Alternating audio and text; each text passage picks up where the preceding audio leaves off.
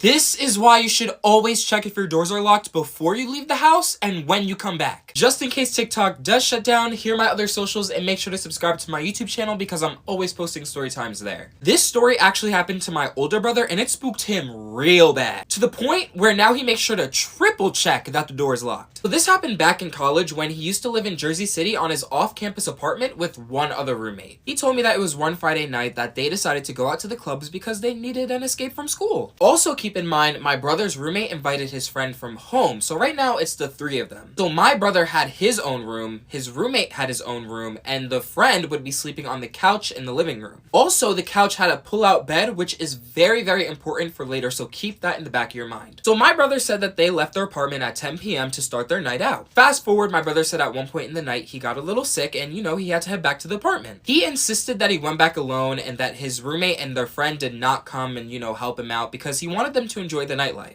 Plus, my brother was grown, so he just didn't need to be babysat. He told me he finally made it back to his apartment, and he remembers locking the door behind him, but I guess that wasn't the case because here's where it got really weird. My brother said at 2 a.m. he started to feel his stomach acting up and decided to use the bathroom to, of course, let out whatever was ruining his stomach. He threw up, he did what he had to do, and he said as soon as he was done and opened up the bathroom door, he saw someone sleeping on the couch. They had a blanket over their heads, so he just assumed it was his roommate's friend. So my brother said at this point he was tired from, yakking a lot, that he went back to his room, closed the door, and went back into his bed. He told me that even though he was tired, he got this uneasy feeling, and it wasn't like a I'm gonna throw up feeling. It was like an energy shift, if that makes sense. He told me that it was hard for him to fall back asleep, so he got up, went to the edge of his bed, sat there, and was on his phone. While he was on his phone drinking some water, he realized that the friend was just sleeping on the couch but didn't pull out the bed. And I've been there before, and y'all, the couch, if you just sleep on the couch alone, it's uncomfortable. You're gonna wake up with the worst backache in the whole entire world. So my brother decided to text his roommate as a joke,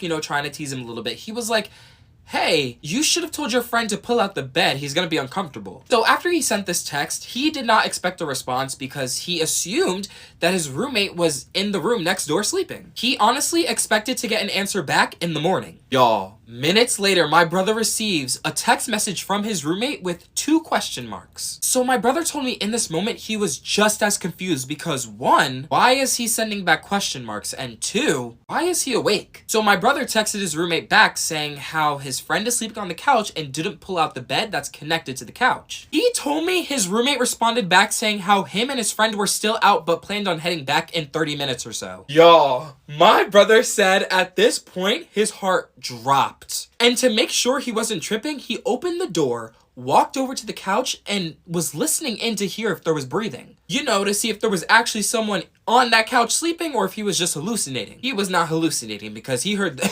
he heard them breathing. He told me once he heard the breathing, he immediately walked into his roommate's room to see if his roommate was in there playing a prank on him. His roommate was telling the full and complete truth.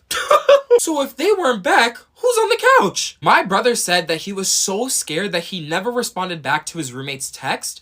And because of that, his roommate kept calling him thinking that, my brother probably got murdered or something, which could have happened, but luckily it didn't. He did tell me that he ended up responding to his roommate saying, hold on, and that was it. My brother said this is where it got crazy. He had 2 choices.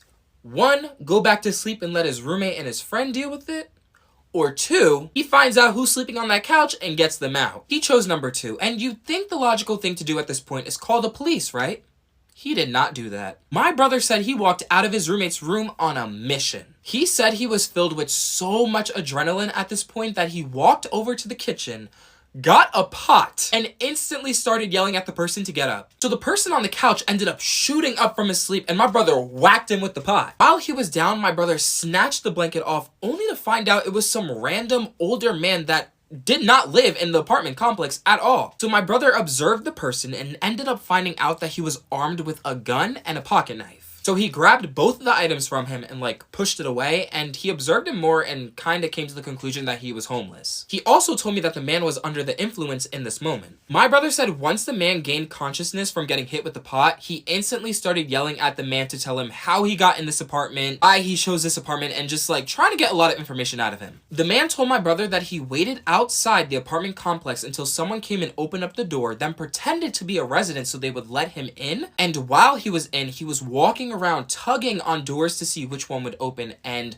sadly, one of the doors was my brother's door. My brother said that while the man was explaining more of what he was doing and why he was doing it, he reached into his pocket, expecting to pull the gun out to shoot my brother. But mind you, my brother already took everything from this man. When the man realized that, my brother said he took off running to the door. My brother, he tackled him, jumped on top of him, and they were tussling. So while they were tussling, he finally heard the doorknob twist, and it was his roommate. His roommate and their friend ended up pulling the guy off my brother and immediately called the cops while holding the man down. My brother said while he was held down, the man went completely psychotic, saying how he's gonna come back and unalive my brother. You know, it wasn't the word unalive, but you know, can't say because of TikTok. But he just said it was overall traumatizing in this moment. When the cops arrived, they took the man away, took his gun, his knife, and they don't know what happened to the guy after that. But after that night, the apartment building ended up hiring 24-hour security, and once the news got sent around what happened, everyone was on alert. But now, y'all, my brother, he makes sure to triple check that the door is locked before he leaves and when he comes back.